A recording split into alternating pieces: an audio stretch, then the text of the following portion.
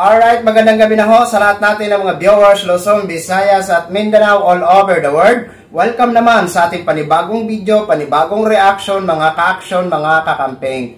So ito, may nais naman ho ako na i-share ho sa inyo mga ka-action. At dito ho kayo talagang matutuwa ho dito sa i-share ko ho sa inyo. Mukha yatang may napahiya ho mga ka-action, mga kakamping. Ano na nangyari mga DDS? Kaya pa ba mga kaibigan namin mga DDS? Mukha yatang bigo kayo Mukha yatang baka gusto nyo hong kantahin ang napakasakit na marinig. Ito mga ka-action, mga kakampeng. Panoorin lang ho natin ito mga ka-action bago ako bigay ng aking sariling opinion. Kasi nga ho, hindi ito pinayagan ang mga Duterte supporters na sumali sa rally ng INC. Agoy!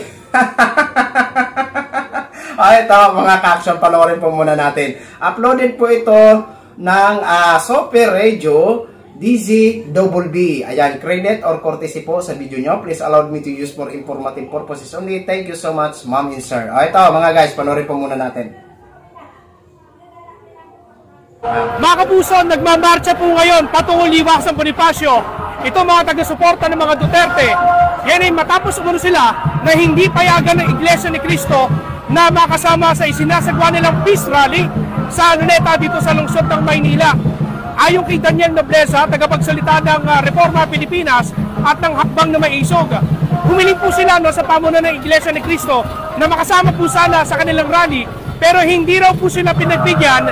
Yan ay dahil sa kasama po sa kanilang panawagan sa kanilang pagkilos ay ang pagbibitiw po ni Pangulong Bongbong Marcos. Sinabi po sa kanila ng pamunuan ng Iglesia ni Cristo na ayaw po nilang mahaluan ng kulay yung isinasagwa nilang mapayapang rally dito po sa Luneta sa lungsod ng Maynila. Trinay po namin na gumawa ng liham para po magpaalam sa ating mga kapatid sa iglesia, ngunit bariin po nilang tinututulan na kami ay makapasok sa loob at lalo na may nakalagay na BBM resign. Dahil may sarili daw po silang programa, kami naman po ay naiintindihan po namin ang sitwasyon, kaya sumusunod din po kami kung ano po ang gusto po nila. Basta po kami, patuloy po ang panawagan namin na bumaba na si Pangulong Bongbong Marcos.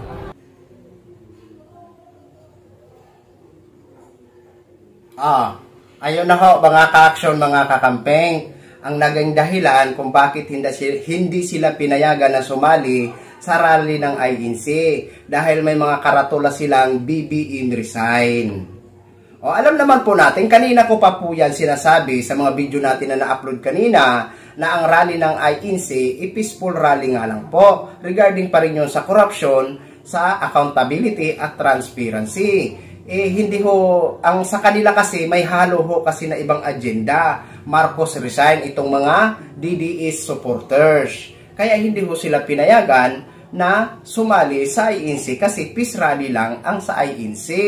So, okay naman yung naging rally ng INC dahil sabi ko nga kanina, sa mga panawagan nila, halos magkaparehas lang ho tayo ng sinisigaw, accountability at transparency. Pero dito kasi sa mga DDS supporters, mga Duterte supporters, may agenda ho sila na Marcos resign. Ano na mga DDS? Ano yan?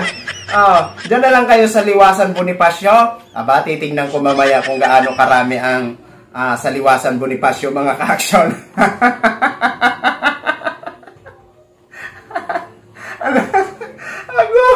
Natatawa na lang talaga. Alam nyo mga DDS, naawa ako na natatawa ako sa inyo. Oo, sa totoo lang.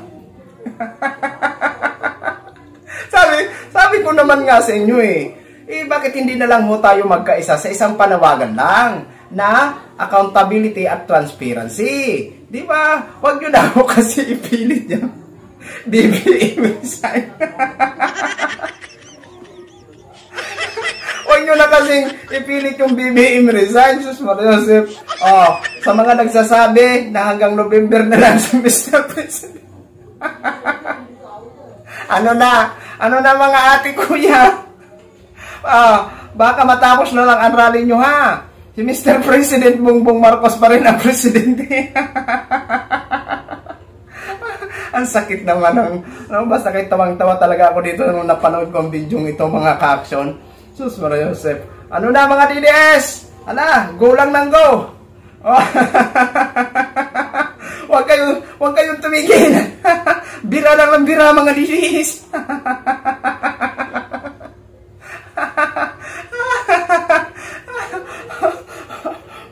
Bakit pa kasi may pa Marcos resign pa kayo? Nalalaman, ha? Ayan po, na lang dito sa ating mga kababayan na mga DDS. Pero okay lang yan, freedom nyo naman yan magsigaw-sigaw dyan ng Marcos resign. Eh yun nga lang, kami ho ay naaawa sa inyo at natatawa dahil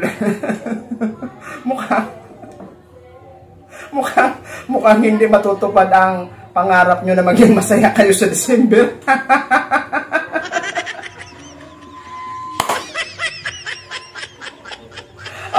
At least alam nyo na mga ka-action, mga kakampeng, kung ano ang naging dahilan kung bakit hindi sila pinayagan na sumama sa rally ng INC. Dahil nga ho daw sa karatulang may BBM resign sila. So yun lang ho mga ka-action, mga kakampeng, no, ginshare ko lang ho sa inyo yan. Maraming salamat po sa ating mga viewers, Luzon, Visayas at Mindanao, all over the world. Ako po ang inyong likod, si Action Man. Good evening, everyone.